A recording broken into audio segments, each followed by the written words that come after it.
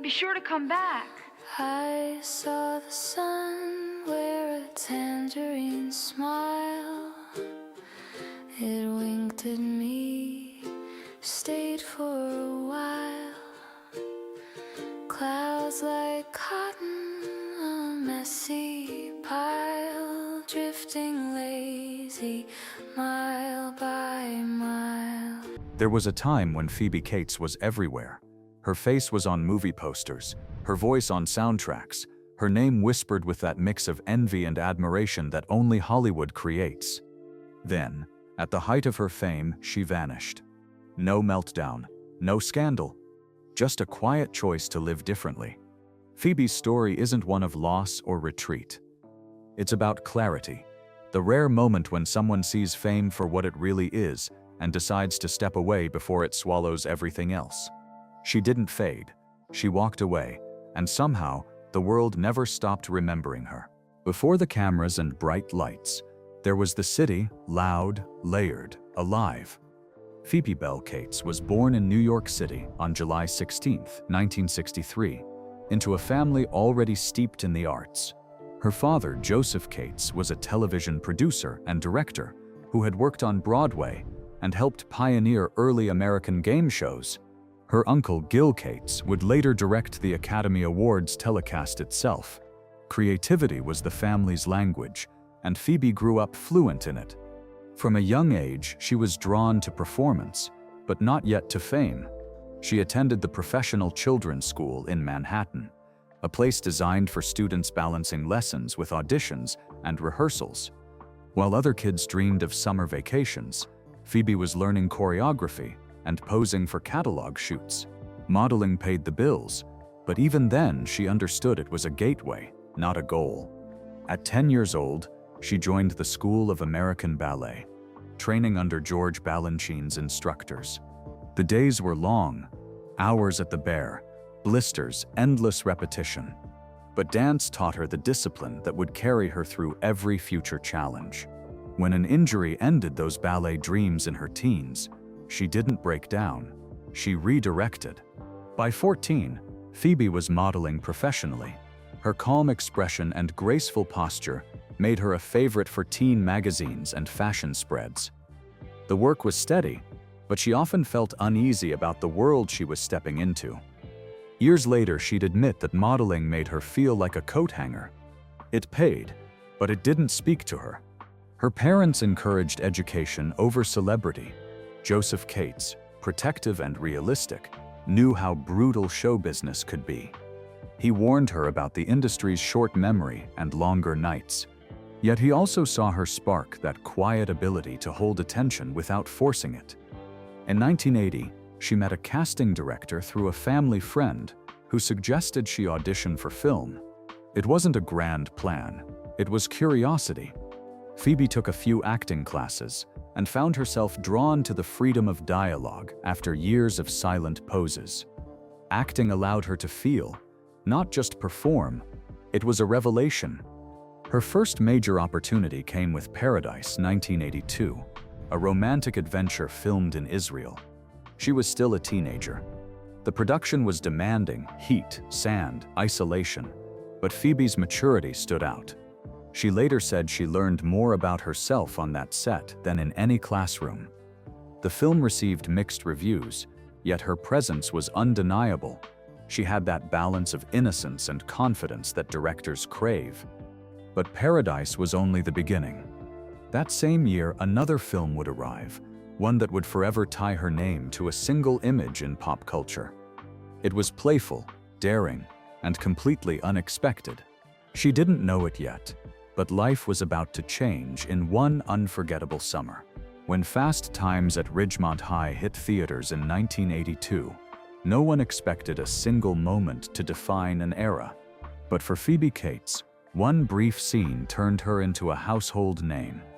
She played Linda Barrett, the confident, popular teenager who seemed to know everything about love and life. In a film filled with chaos and humor, Phoebe's poise made her stand out. Her performance was natural, grounded, the kind of ease that can't be taught. But it was one unforgettable poolside scene that burned her image into pop culture memory. For better or worse, that sequence became iconic. Phoebe was 18. The sudden attention was overwhelming. She once said she didn't understand how big the movie would be. She was just doing her job. Yet overnight, magazine covers, talk shows, and interviews demanded her presence. The spotlight was flattering, but it also came with expectations she never asked for. Unlike many who chase fame, Phoebe never seemed intoxicated by it. She approached interviews carefully, choosing her words and steering attention back to the craft. It was a role, she'd say simply, never letting the public's fascination define her. The success of Fast Times opened every door imaginable. Studios called, scripts flooded in, and directors saw in her the perfect mix of youth and intelligence. The following year, she appeared in Private School, 1983, another teen-focused comedy. It wasn't as successful, but it reinforced her ability to draw audiences. Still, Phoebe wasn't interested in being boxed in as the teen icon. She wanted to stretch beyond type, to find stories that reflected real emotion rather than repeated formulas. She began reading scripts that explored fear, humor, and heartbreak in equal measure. Fame came fast, faster than life could adjust. And with each new role, she began to understand what the Hollywood rhythm really meant. Long shoots, endless press tours, little time to rest. By 1983, she was at a crossroads that few saw coming. The next film would prove she could anchor a major production, and that her charm wasn't just for the teen market. It wouldn't look like a teen movie at all. After Fast Times at Ridgemont High, Phoebe Cates faced her first true crossroads: follow the easy rhythm of teen comedies, or take a leap into something entirely new. She chose the leap. In 1984, she stepped into Gremlins, a film that no one could quite define until it changed everything. Part horror, part comedy, part chaos. Yet in the middle of all that madness stood Phoebe, calm and centered. Her character, Kate Beringer, wasn't just another movie girlfriend. She was the one who kept the story human. The film became one of the year's biggest hits, grossing more than $200 million worldwide, and turning Phoebe into a symbol of 1980s pop culture almost overnight. Suddenly, she was everywhere: talk shows, magazine covers, the kind of fame most actors chase for years. Yet she never seemed consumed by it. Reporters described her as polite, reserved, even a little shy. Fame was happening around her, but not to her. She once said that Gremlins gave her a chance to be part of something fun, but it also showed her what the business was really worth. Directors began to notice she could carry emotion, not just charm, and that awareness opened new doors. Over the next few years, she began exploring tone and texture. In Date with an Angel, 1987, she played a practical young fiancé caught in a surreal romance. In Bright Lights, Big City, 1988, she dove into New York's late-night world beside Michael J. Fox, giving quiet realism to a story about disconnection. These weren't random picks, they were signs of curiosity. Phoebe wasn't content being the teen icon.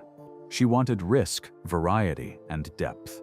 By 1989, she was working across genres with seasoned actors and new voices alike.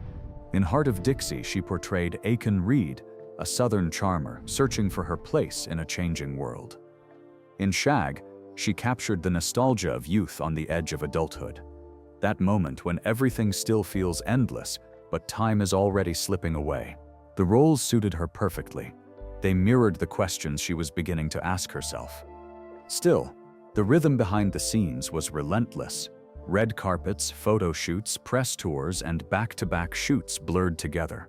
Her ballet discipline taught endurance, but endurance isn't rest. She was only in her 20s, and already learning how heavy constant visibility can feel. The glamour everyone envied came with a quiet exhaustion she rarely showed. In 1990, she returned to familiar ground with Gremlins 2, The New Batch, a wilder, more satirical sequel that reminded her how easily Hollywood recycles its own triumphs. Then, in 1991, came Drop Dead Fred, a strange, touching comedy about childhood imagination and adult disillusionment. Phoebe carried the emotional center again, grounding chaos with warmth and restraint. But something else was quietly reshaping her life outside any set or premiere. It wasn't another role. It was the love and family she was building off-screen. They met in the early 1980s, when Phoebe crossed paths with Kevin Kline during the casting orbit for The Big Chill. She didn't end up in the film, but they ended up in each other's lives. The connection was calm, steady, and private, two New Yorkers who understood the work and respected the quiet in between. Through the mid to late 80s, they kept their relationship out of headlines. He moved between stage and screen. She moved between sets and press tours. When they were together, the rhythm slowed, long walks, family dinners, real conversations that didn't have a publicist waiting outside the door. In 1989, they married. No spectacle, no circus. Just a promise made simple and clear. Marriage didn't end her career. It changed the question behind it. Instead of what's the next role, Phoebe began to ask, what kind of life do we want?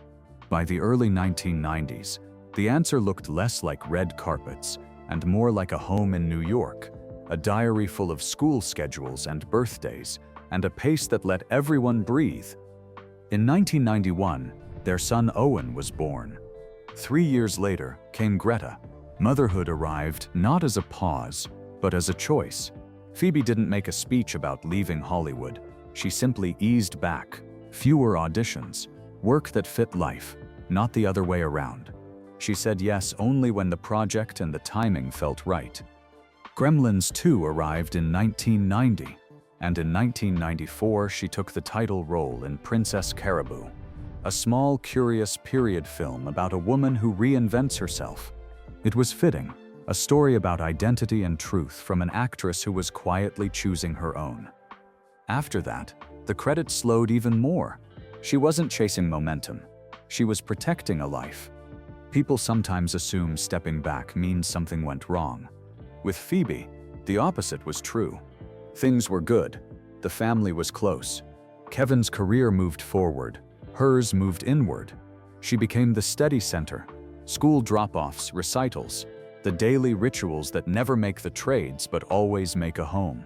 By the late 1990s, the decision was obvious to anyone who knew her. Phoebe valued privacy over applause. She hadn't turned her back on acting. She'd turned toward the people she loved. When an occasional project appeared, an indie here, a small appearance years later, it felt like a visit, not a return. The work was still there if she wanted it. She simply didn't need it to feel whole. She often spoke about how fame is loud, but life is quiet, and that the quiet is where you finally hear yourself. That's what this turning point was. Not a headline, but a gentle shift toward a life that fit. When Princess Caribou premiered in 1994, it marked a quiet milestone for Phoebe Cates. The film was small, eccentric, and heartfelt, about a woman who reinvents herself through imagination and courage. Audiences didn't know it then, but Phoebe was doing the same. There were no press statements, no farewell tour. She simply drifted away from the camera the way a song fades after its final note. Still beautiful, just softer. Reporters assumed she might return after a few years, yet the pause stretched on. Hollywood, always chasing the next face, moved quickly to fill the space she'd left behind. Phoebe, meanwhile, was learning how stillness could feel like freedom. In interviews from that period, she kept things simple. Acting, she said, had given her extraordinary experiences, but family life offered something rarer: continuity. She didn't speak about leaving the industry, only about living on her own schedule. Friends later said she found comfort in the ordinary school drop-offs, grocery runs, evenings spent reading on the couch while Kevin Kline rehearsed lines for his next role. There was no bitterness about what she walked away from. She'd seen how fame could twist good intentions, how a single image could follow someone for decades. Stepping back wasn't rejection, it was protection of time, of peace, of self. Occasionally, scripts still arrived in the mail. Some were tempting: period dramas, indie comedies, even a few studio offers that leaned on nostalgia. But each decision came down to one question: would it be worth the time away from home? The answer, almost always, was no. By the late 1990s, Phoebe's name had become shorthand for something unusual in Hollywood: a graceful exit. She hadn't burned bridges, and she hadn't vanished out of resentment. She'd simply chosen not to compete in a race she'd already won in her own way. Her last known screen work around that time wasn't in front of the camera, but in quiet support of Kevin's projects and their children's creative pursuits. For the first time since her teens, her life wasn't defined by call sheets or cameras. It was defined by calm. Sometimes the bravest move really is the softest one, and Phoebe Cates made hers without a single headline. By the early 2000s, Phoebe Cates had settled into a rhythm that looked nothing like Hollywood and everything like contentment. While the entertainment press speculated about a comeback, she was quietly opening the door to a different kind of stage, a small boutique on Madison Avenue in Manhattan called Blue Tree. She launched it in 2005, naming it after something that felt both imaginative and rooted, like her. The shop wasn't about profit margins or celebrity branding. It was about curation and connection. Inside, shelves were lined with books she loved, hand-picked gifts, vintage jewelry, art, and little things that made people stop and smile. Friends said it felt like walking into Phoebe's personality: warm, understated, a mix of elegance and humor. Locals often didn't realize who owned it. She greeted customers the same way she once greeted scene partners: attentive, curious, present. When asked why she started the shop, she said she missed working with people, but didn't miss the spotlight. Blue Tree became her bridge between creativity and everyday life, a place where art still mattered, but fame didn't. Kevin Kline kept acting. Their children grew into their own creative paths, and Phoebe became the steady center of it all. The rhythm was simple but full: family dinners, community events, neighborhood walk. It was the opposite of the schedules she'd known in her 20s, where every hour belonged to someone else. Occasionally, a passerby would recognize her, but she always handled it with grace, offering a smile and a quiet confirmation. There was no nostalgia in her tone, only gratitude. She once said she was proud of the films, but prouder of the life that followed them. Even off-screen, her 1980s legacy kept echoing. Streaming and anniversary retrospectives reintroduced her to new generations who found Fast Times or Gremlins online and wondered where she'd gone. The answer, of course, was simple: she hadn't gone anywhere. She had just gone home. In many ways, her boutique wasn't so different from the studio where she once trained as a dancer. Every display, every window arrangement carried that same precision: quiet, careful, deliberate. What she learned at the bar, patience, focus, grace, had simply found a new form. Blue Tree became her new kind of stage, one without applause, but filled with presence. It wasn't applause she was after anymore. It was presence. In a city built on noise and ambition, Phoebe Cates had found her peace in the quiet moments: folding a receipt, unlocking the door each morning, watching her family pass by on the sidewalk. For many, Phoebe Cates will always belong to the 1980s, the decade of mixtapes, mall culture, and movie moments that never quite fade. Her image became a time capsule of youth and freedom. Yet her real legacy runs deeper than nostalgia. Her work in Fast Times at Ridgemont High and Gremlins still appears in retrospectives and film school lectures, not just for one famous image, but for how real she made everything feel: warm, steady, believable. Younger viewers who discover her online say the same thing. She feels genuine. In an age when celebrity was becoming its own performance, Phoebe remained untouched by the act. That quiet authenticity made her unforgettable. Her influence can be seen in the actresses who followed, those who stepped back before burnout, who learned to protect their private lives, who proved that you don't have to stay visible to stay relevant. She turned what could have been a disappearing act into a new kind of fame, the kind that grows fonder the longer you're gone. Even after decades off screen, her legacy endures through the people who grew up with her films. They remember the warmth, the calm confidence, the way she made ordinary moments cinematic. And they remember how she walked away with the same grace she brought to every role. Hollywood is full of stories about ambition, struggle, and comeback. Phoebe Cates' story is about balance. She showed that success doesn't always mean staying in the spotlight. It can also mean knowing when to step out of it. Before social media, before endless exposure, there were actors who could vanish and still be remembered exactly as they were. Phoebe Cates became one of the last of that kind, preserved in memory, untouched by overexposure. Her films stayed while she moved on. And somehow, in doing so, she became something even rarer than a movie star. She became timeless. Walking away wasn't an ending. It was a decision to live on her own terms.